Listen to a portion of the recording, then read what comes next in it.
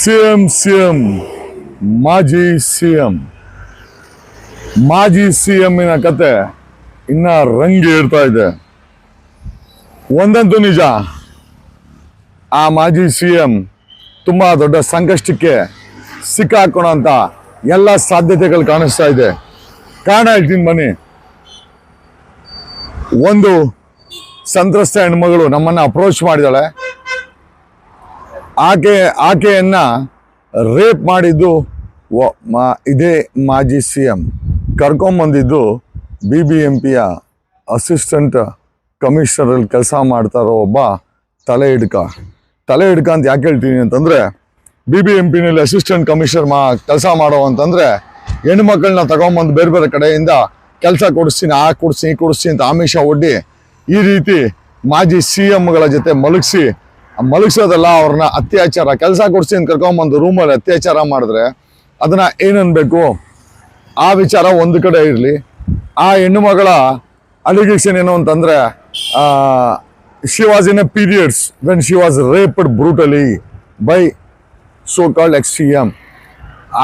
ಆಕೆನ ಮಧ್ಯವರ್ತಿಕೆಯಿಂದ ನಮಗೆ ಸಂಪರ್ಕಕ್ಕೆ ಬಂದಿದ್ದಾಳೆ. She has much evidence about all this. ಆಕೆ ಕೇಳಿದೇನು ಅಂತಂದ್ರೆ, ರಾಜ್ಯ ಸರ್ಕಾರ SIT ಫಾರಂ ಮಾಡಿ ಆಕೆಗೆ ಪ್ರೊಟೆಕ್ಷನ್ ಕೊಡೋದಾದ್ರೆ she is ready to come and cooperate with file a complaint and cooperate with investigation. Karnataka ಕೇಳ್ಬೋದು, ಏನ್ರಿ ವಕೀಲ್ರೇ ಇದನ್ನೆಲ್ಲ ನಾವು ನಂಬೇಕಾ? ಯಾಕೆ ನಂಬೇಕು ಅಂತ 100% ನಂಬಲೇಬೇಕು. ಕಾರಣ ಯಾಕೆ ಅಂತಂದ್ರೆ, ಒಬ್ಬ ex-ಮಿನಿಸ್ಟರ್, ಸೋ ಕಾಲ್ಡ್ MLA ಮುನಿರತ್ನ ಒಬ್ಬ ಏಡ್ಸ್ ಪೇಷಂಟ್ಗಳನ್ನ ತನ್ನ ಟಾರ್ಗೆಟ್ನ ಫಿನಿಶ್ ಮಾಡಕ್ಕೆ ತಲೆ ಉಪಯೋಗಿಸ್ತಾನೆ ಅಂತಂದ್ರೆ, ಕೆಲಸ ಕೊಡ್ತೀನಿ ಅಂತ ಕರ್ಕೊಂಬಂದು ಒಬ್ಬ BBMP ಅಸಿಸ್ಟೆಂಟ್ ಕಮಿಷನರ್ ತಲೆ ಹಿಡ್ಕ ex-CM ಜೊತೆ ರೂಮಲ್ಲಿ ಮಲಗಿಸ್ತಾನೆ. ಆಮೇಲೆ ಆ ex-CM ಕರುಣೆ ಇಲ್ಲದೆ ರೇಪ್ ಮಾಡ್ತಾನೆ. That too when she is in a periods ಅಂತಂದ್ರೆ ಯಾವ ಸಮಾಜದ ಕಡೆ ನಾವು ಹೋಗ್ತಾ ಇದ್ದೀವಿ? ನೀವು ನಂಬಲೇಬೇಕಾದಂಥ ವಿಚಾರ.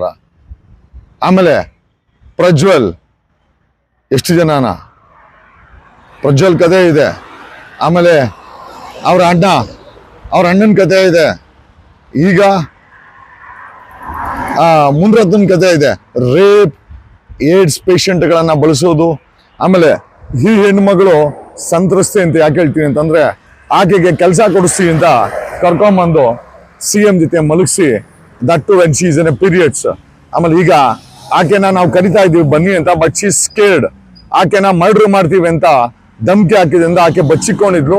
ನಮ್ದೊಂದಷ್ಟು ವಿಡಿಯೋಗಳನ್ನ ನೋಡಿ ಧೈರ್ಯ ತಗೊಂಡು ಹೊರಗಡೆ ಬರೋಕ್ಕೆ ಪ್ರಯತ್ನ ಮಾಡ್ತಾಳೆ. ನಾನು ಆಕೆಗೆ ಪ್ರಾಮಿಸ್ ಮಾಡಿದೆ, I will get you protected from the police ಅಂದ್ರೆ ಆಕೆ ನಗ್ತಾಳೆ. ಸರ್, ಜಾರಕಿಹೊಳಿ ಕೇಸಲ್ಲಿ ನೀವು ಎಕ್ಸ್ಪೋಸ್ ಮಾಡಿದ್ದು, ಈಗಲೂ ಸಹ ನಿಮಗೆ ಸರ್ಕಾರ ಪ್ರೊಟೆಕ್ಷನ್ ಕೊಟ್ಟಿಲ್ಲ, ನನಗೆ ಕೊಡ್ತಾರ, ನನ್ನನ್ನು ರೆಸ್ಕ್ಯೂ ಮಾಡ್ತಾರ ಅಂತ ಪ್ರಶ್ನೆ ಇಟ್ಟಿದ್ದಾಳೆ. I will update you by evening ಒಳಗೆ ಈ ex-CMನ ಇನ್ನಷ್ಟು ಪುರಾಣ, ಮತ್ತೆ ಆಕೆ ನಮ್ಮ ಜೊತೆ ಯಾವ ರೀತಿ ಕೋಆಪರೇಟ್ ಮಾಡ್ತಾಳೆ. And she need to be confident. ಆಕೆಗೆ ವ್ಯವಸ್ಥೆ ಮೇಲೆ, ಪೊಲೀಸ್ ಮೇಲೆ, ಮತ್ತೆ ಆಕೆ ಜೀವಂತವಾಗಿರ್ತಾಳೆ ಅಂತೂ ಕೂಡ ಆಕೆಗೆ ನಂಬಿಕೆ ಇಲ್ಲ. ಯಾಕಂದ್ರೆ ಆಕೆ ಎದುರಾಕೊಂತ ಇರೋದು ಪ್ರಭಾವಶಾಲಿಗಳು, ತುಂಬಾ ಪವರ್ಫುಲ್ ಇದ್ದವರು, ಏನೇನು ಬೇಕಾದ್ರೆ ಮ್ಯಾನಿಪುಲೇಟ್ ಮಾಡ್ತಾರೆ.